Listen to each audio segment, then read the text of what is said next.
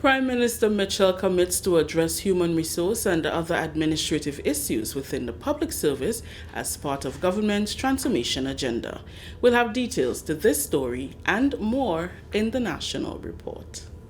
Do you know you can lower your electricity bill by creating an energy-efficient home? When planning to build or remodel, plan for your energy needs and utilize building techniques and products that promote energy efficiency. Incorporate renewable energy and maximize the use of natural lighting, heating, and ventilation sources. You should also buy 230-volt equipment as these run more efficiently and can help lower your electricity usage. As an individual consumer, I cannot impact global fuel prices. However, I can ease the burden of rising fuel rates by creating an energy-efficient home. What can you do? GrNLEC, energizing our Grenada.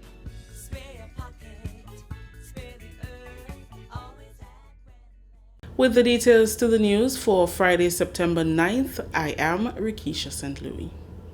With the need for human resource a recurring theme, Prime Minister Honorable Deacon Mitchell has assured staff at the Audit Department that he is working with the Department of Public Administration to assess the needs of ministries and departments.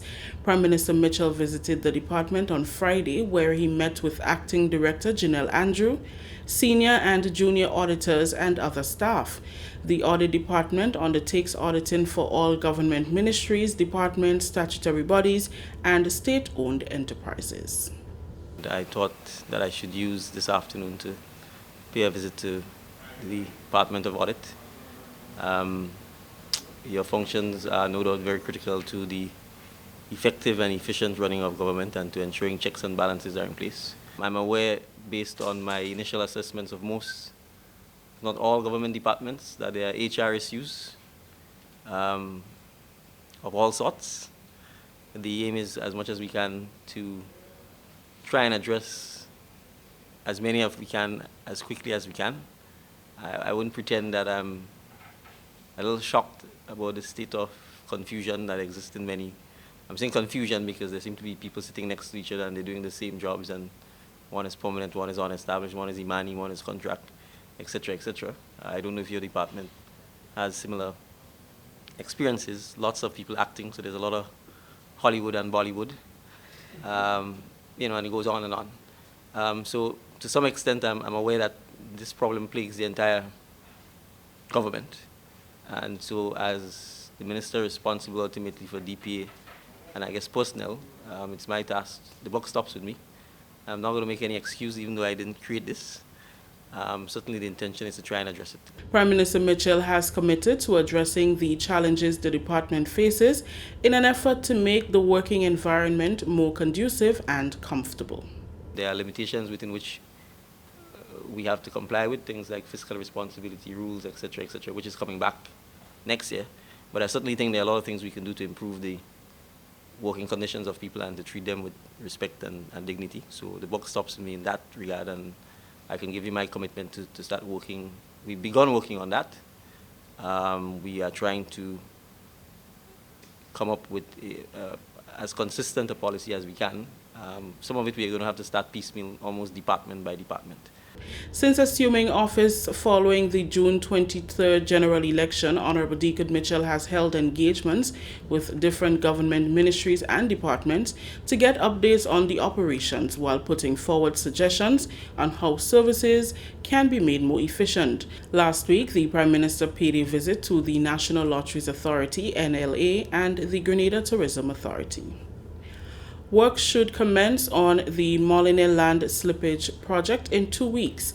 That's according to Grenada's Minister for Mobilization, Implementation and Transformation, Honorable Andy Williams.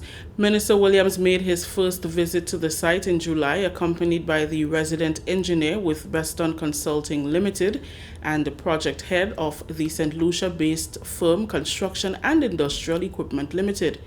The visit gave the new minister the opportunity to get an update on the way forward for full commencement of the project during the government's post-cabinet press briefing earlier this week, Minister Williams told the media the equipment that the contractors were awaiting is finally on island, and as such, the project will commence in 2 weeks, with the project spanning a 10-month period. The modeling project should be started in the next two weeks or so. All the bottlenecks and so that's held of the project is now cleared and is ready to go.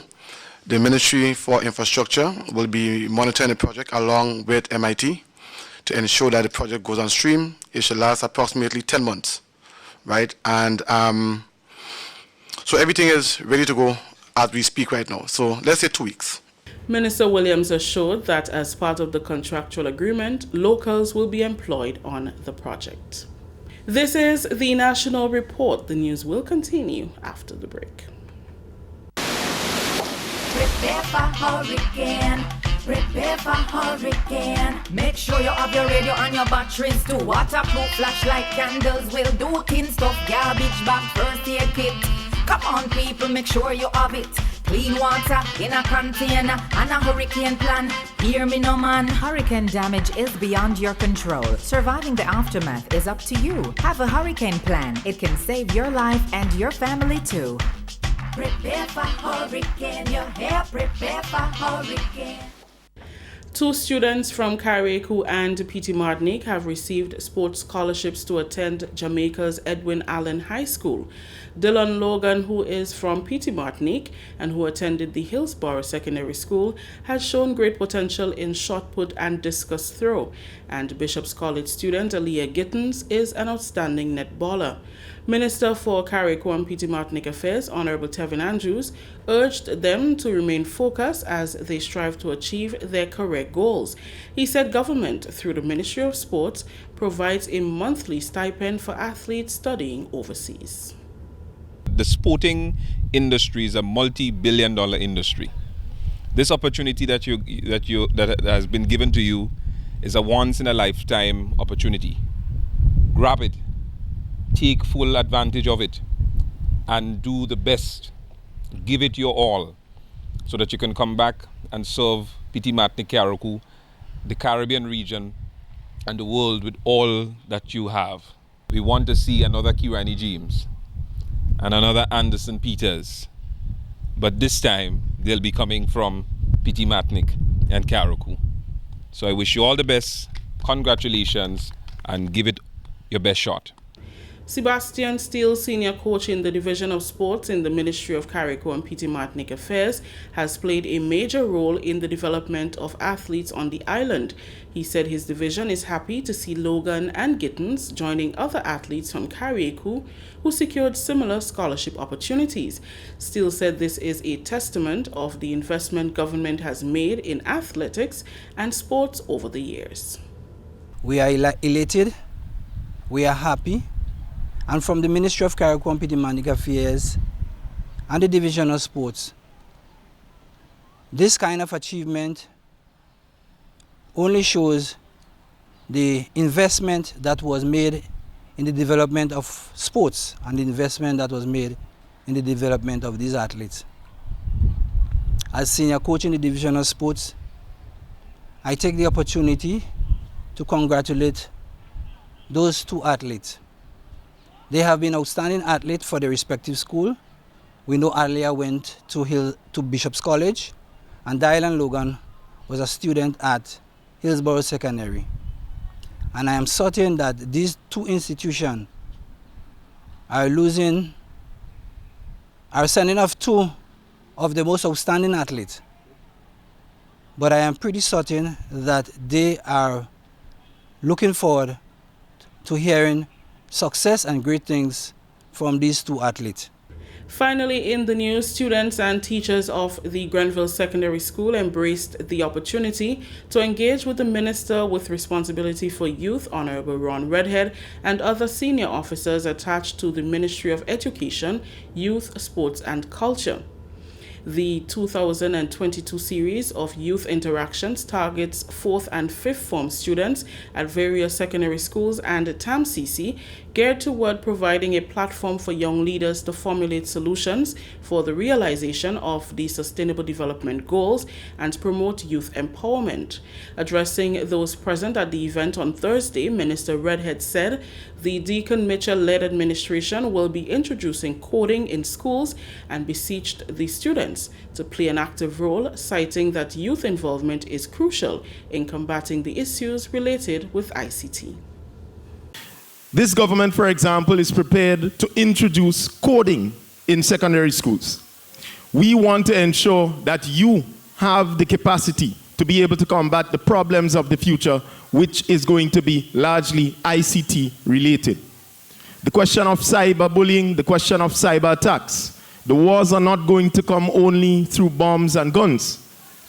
They are also going to come through the technology and through the internet. And therefore, as an island in our region, we need to be able to combat these things, and we need to build the capacity right now. Take advantage of the second industrial revolution. As young people, you must see this as an important task. It is important that when you go out there and equipped with this knowledge that you have just been given, you can also interact with your friends and family and empower them. Well known in the soca arena, Valine Ned was the feature speaker at the event. Ned encouraged the students to excel and aim to be great. We are going to try to use the internet better than how we are using it now, right? Let me say yeah, yeah? Yeah, yeah? We're going to be posting good content, good material. Maybe some of you all like to sing. Some of you all like to dance. We can use it effectively and efficiently. We can make money off of using the internet, you know? So, be good, be great, continue to excel, continue to be positive, continue to do what is right, not just pleasing in your sight, not just pleasing in your friend's sight, pleasing in your teachers, pleasing in your parents, and also pleasing in God's sight. The next Youth Symposium is scheduled for September 20th at the St. Mark's Secondary School. The Youth Symposium was held under the theme, Gifted to Succeed. That story just ended the national report for Friday, September 9th, recapping the top story. Prime Minister Mitchell commits to address human resource and other administrative issues within the public service as part of government's transformation agenda. On behalf of the entire news and production team, I am Rikisha St. Louis.